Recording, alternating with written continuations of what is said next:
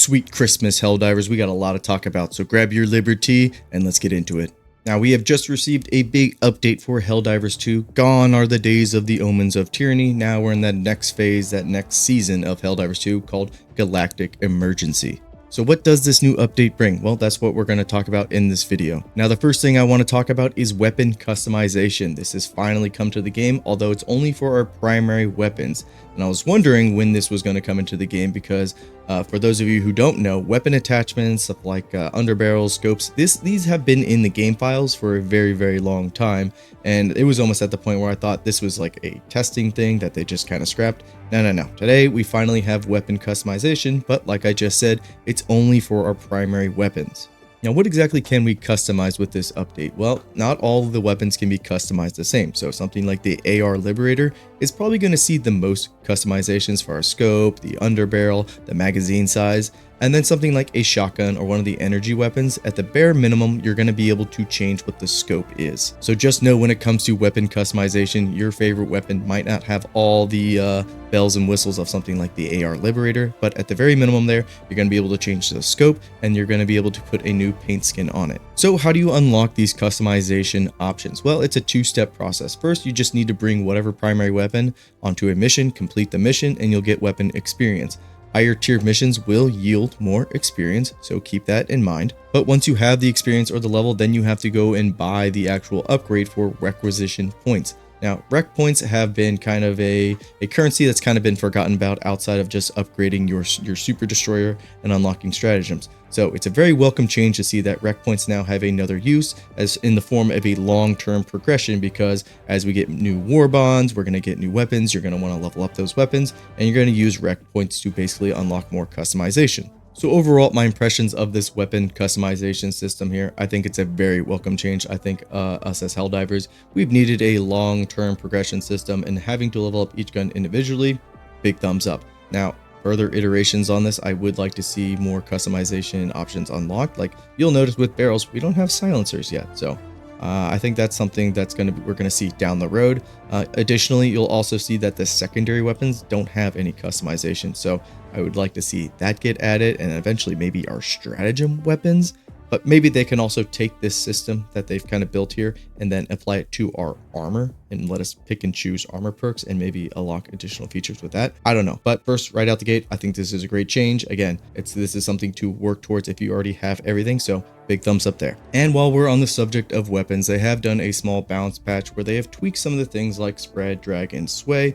Honestly, they said that you really wouldn't feel the difference, but some people might. I have noticed a little bit of a difference, but nothing really, I would say, game changing. So if you feel like one of your weapons is functioning a little differently, or at least the ergonomics and the feel of the weapons a little differently, that's why. And overall, I think they added these new tweaks to go hand in hand with weapon customization. So you can visually see when you change out the underbarrel or the muzzle, you'll see how it changes up the stats. So more information is never a bad thing. So now let's talk about the Galactic War here. And basically the squids have launched a invasion force right out of the Meridian Singularity, and they're basically right on the doorstep of Super Earth. I have no doubt that this season here, Galactic Emergency, will result in us fighting actually on Super Earth, which I'm very excited for.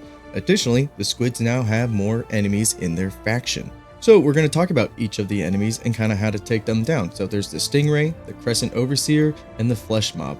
I think first, we'll talk about that Stingray. And so with the Stingray, it's essentially a strafe and run for the Illuminate force. It'll basically come down, it'll have a spotlight on the ground, it's going to strafe and run, it'll then proceed after a short delay to then just pepper the area, and then it'll rinse and repeat that same process in different spots.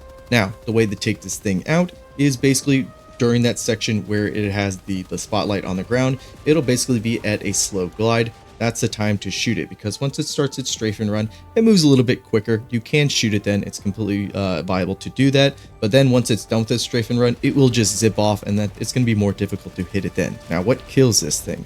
Light armor penetration weapons, I did not find any success with that. Medium penetration weapons, on the other hand, will take this thing out. I was also able to one-shot this thing with a railgun. So just know anything of that caliber weapon will take these things out. They don't seem to have that much health, so I wouldn't worry about them too much. Another thing to keep in mind with the Stingray is if you damage one of them and then they still get away, that same one that is damaged will come back, making it an easier kill. So even though if you feel like you can't take it out while it's doing its first strafe and run, doing damage is good enough to set it up for an easy kill the next time it comes around. Now really quickly, let's touch on the Crescent Overseer. This is basically a artillery overseer. Think of them kind of like bile spewers for the bugs, how they shoot up those green artillery fires and they basically arc and they come down on you. Well, these guys basically do the same thing with the squid arsenal. So at range, they will be annoying. You'll be able to clearly see where they're shooting you from. Up close, these guys are not very dangerous or accurate. They will basically push you over or punch you if you do get too close, but it's not going to do a whole lot of damage. So basically anything you were using to take out overseers prior to this update is going to be completely viable in the way to do it against these guys as well. And so the last enemy to talk about is the flesh mob. This thing is like a bunch of boatless got together and hugged each other and made this just giant abomination. Now, this thing is essentially like a charger where it'll sprint at you, and if you get in its way, obviously it's going to ragdoll and hurt you. Now, they're not as fast as a charger, but they can change their direction, so they're going to be better at chasing you. These things are essentially a fast-moving like meat shield. So how do we take them out? Well, you'll notice on them, they basically have boatless faces plastered all over them with their little blue eyes. You shoot at these parts, and eventually those chunks will like fall off. You hit enough of them, the whole flesh mob will come crumbling down. They have no armor, so something like the AR Liberator can handily take out these things with light armor penetration. You just aim at the weak points, take them out one by one, and these things will crumble. I was also having an extremely easy time taking these guys out with my grenade pistol, so explosive weapons may be the most effective. I can also see flamethrowers being really good at taking them out as well. And so you might be listening to this and thinking like, oh, well, these guys aren't that tough. And I would say on their own, they are very easy to take out. But when you have like 3 or 4 of these suckers running at you, that gets a little scary, especially since you also have just the regular boatless running along with them as well. So I wouldn't take these guys for granted, because if they get up close to you, they will pound you into the ground, ragdoll you, and kill you. And so to kind of finish off the video here, just to rattle off some other miscellaneous changes here, we got some new, I would say, UI for the missions. Now those are looking a little bit different, so that's a nice change. They also stated that the Superstore, nothing is on like rotation anymore, and everything should be available at once.